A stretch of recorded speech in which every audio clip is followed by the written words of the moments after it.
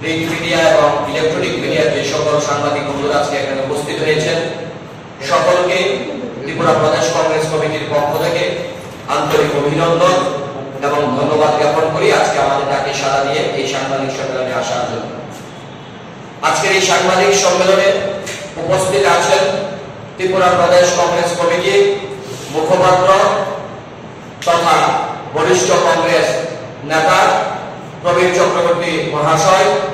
আজকের এই সাংবাদিক সম্মেলনে উপস্থিত আছেন ত্রিপুরা প্রদেশ কংগ্রেস কমিটির অন্যতম সহ সভাপতি শান্তিরঞ্জন দেবনাথ মহাশয়।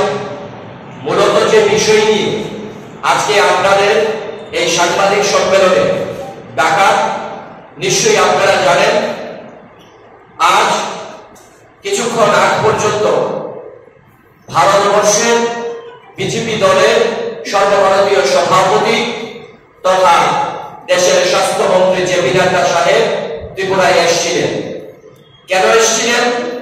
আমাদের রাজ্যে গত 7 বছর ধরে যে বিজেপি সরকার চলছে এবং তার দ্বিতীয় সরকারের দ্বিতীয় বর্ষপূর্তি উপলক্ষে আজ আগরতলা শহরের আস্তাবল ময়দানে যে জনসভা, সেই সভায় উপস্থিত ছিলেন জেপি নাড্ডা সাহেব। কিন্তু আমরা রাজ্যবাসী যারা আমরা ভেবেছিলাম হয়তোবা এই সরকার গত 7 বছরে এই রাজ্যের মানুষের দেওয়া যে প্রতিশ্রুতি, গত 7 বছর আগে বিজেপি সরকার এই রাজ্যে ক্ষমতায় আসার আগে যেই প্রতিশ্রুতিগুলো দিয়ে ভীষণ ডকুমেন্টের মাধ্যমে ক্ষমতায় এসেছিল, তা পূরণ করতে পেরেছে কিনা বিজেপি সরকার, তা রাজ্যবাসীর কাছে তুলে ধরবেন জেপি নাড্ডা সাহেব। কিন্তু আমরা দেখতে পেলাম সেই বিষয়ে জেপি নাড্ডা সাহেব রাজ্যবাসীর উদ্দেশ্যে কথা বলতে পারেননি। দুটো জুমলা প্রতিশ্রুতি দিয়ে তিনি রাজ্য থেকে চলে গেছেন। আমরা যদি আপনাদেরকে একটু বলি, 2018 সালে এই রাজ্যে বিজেপি ক্ষমতায় আসার আগে ভীষণ ডকুমেন্টের মধ্যে 299টি প্রতিশ্রুতি দিয়েছিল। তার মধ্যে উল্লেখযোগ্য যে প্রতিশ্রুতি ছিল, বছরে 50,000 করে সরকারি চাকরি দেওয়া হবে, মিসকলের মাধ্যমে ঘরে ঘরে রোজগার পৌঁছে দেওয়া হবে এবং 10,323 জন যারা শিক্ষক শিক্ষিকা ছিলেন আইন মোতাবেক তাদের বিকল্প ব্যবস্থা করা হবে। এই রাজ্যের সরকারি কর্মচারীদের 7ম পে কমিশন দেওয়া হবে, অনিয়মিত কর্মচারীদেরকে নিয়মিত করা হবে, এই রাজ্যের নারীদের নিরাপত্তা দেওয়া হবে।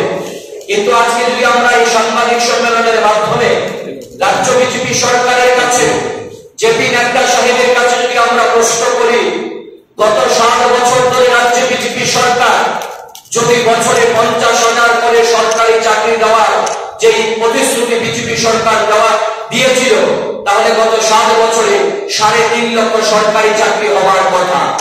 গত 7 বছরে এই রাজ্যে বিজেপি সরকার এই রাজ্যের যে সবথেকে বড় সমস্যা বেকারত্ব বৃদ্ধি পাওয়া, এই বেকারত্ব যে বৃদ্ধি পাওয়া তার সমস্যার সমাধানের জন্য কত সরকারি চাকরি দিয়েছেন তা তুলে ধরতে পারেননি জেপি নাড্ডা সাহেব। আজকের এই সভা দেশের বিজেপির সর্বভারতীয় সভাপতি জেপি নাড্ডা সাহেব স্বচক্ষে দেখে গেছেন এই ডবল ইঞ্জিন সরকার কিভাবে গাদ্দারি করে আছে।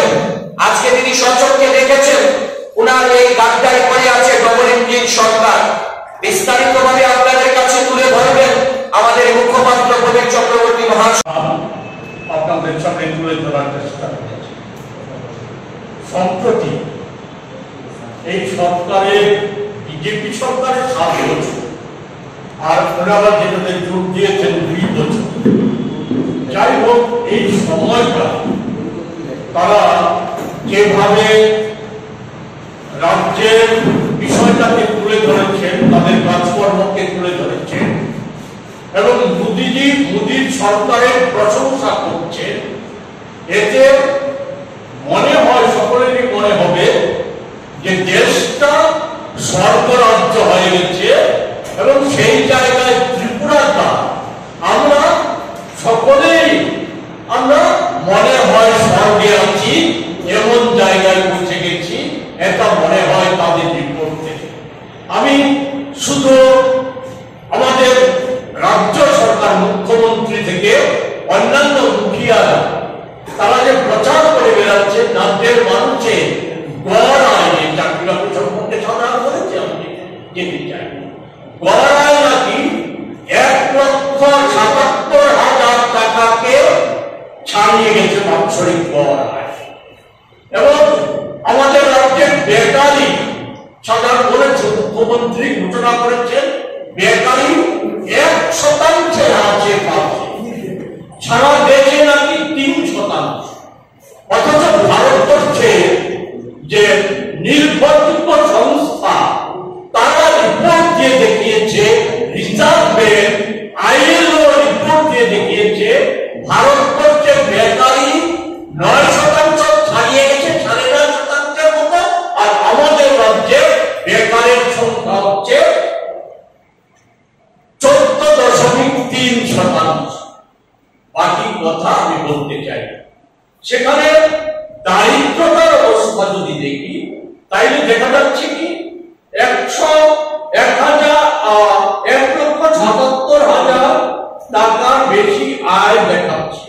অথচ ভারত সরকারের সাম্প্রতিক যে সমীক্ষা, যাকে বলা হয় নাইট ফ্ল্যাগ ওয়েলথ রিপোর্ট এবং ইন্ডাস ভ্যালি রিপোর্ট থেকে তারা ভারতবর্ষের আর্থিক অবস্থা একটা সমীক্ষা করেছে। এতে দেখা গেছে আমাদের দেশে অতি সম্পদশালী মানুষের সংখ্যা ক্রমশ বাড়ছে। 19 সালের পর থেকে 24 সালের ডিসেম্বর পর্যন্ত আমাদের এই সংখ্যাটা 6% বেড়ে মোট উচ্চ সম্পদশালী সংখ্যা দাঁড়িয়েছে 85,658 জনে। তাদের সম্পদ $10 বিলিয়ন বেশি। আমাদের 19 সালে আমাদের বিলিয়ন ডলারের মালিক ছিলেন 60 জন, বর্তমানে তা বেড়ে দাঁড়িয়েছে 191 জনে। পৃথিবীতে ধনী মানুষ বসবাস করে এমন যে দেশগুলি, সেই দেশগুলির মধ্যে ভারত হচ্ছে বর্তমানে 4র্থ স্থান দখল করেছে। বিকশিত ভারতের এটা হচ্ছে একটা দিক। আরেকটা দিকে সরকারি তথ্য অনুযায়ী যে ভারতবর্ষের বর্তমান সময়ে, আগে একটা সময় 90-এর দশকে দারিদ্রতা নির্ধারিত করার একটা মাপকাঠি ছিল। এই মাপকাঠিতে, আর্থিক মাপকাঠিটা অনেকটা বেড়েছে। সম্পূর্ণ তথ্য দিতে গেলে সময় লাগবে, কিন্তু যে তথ্যটা, যে মেথডটা মেনটেন করে, সেই মেথডটা হচ্ছে টেন্ডুলকার মেথড বলে কথা। সেই মেথডে দেখা গেছে ভারতবর্ষে 100 কোটি মানুষ চরম দারিদ্র সীমার নিচে বসবাস করছে। সেই তাদের যে মিনিমাম নিড, সেইগুলি মানুষ পূরণ করতে পারছে না। এটা শুধু আমাদের কথা বা সমীক্ষা সংস্থার কথা না, নরেন্দ্র মোদী যে আজকে বলেছে আমরা বিনা পয়সায় রেশন খাওয়াচ্ছি। 80 কোটি মানুষের নাকি বিনা পয়সায় রেশন খাওয়াচ্ছে। এটাও একটা ধরনের জুমলা। সেই জায়গাতে দেখা যাচ্ছে যে 2011 সালের পর আমাদের দেশে জনগণনা হয়নি। ফলে যে মাপকাঠিতে 80 কোটিকে নির্ধারিত করা হয়েছে, সেই মাপকাঠিতে ভাগ পেয়েছে 14 কোটি মানুষ ভাগ করে গেছে। এছাড়া ওই ইউপিএ সরকারের সময় মনমোহন সিং যে খাদ্য সুরক্ষা আইন করেছিল, সেই আইন মোতাবেক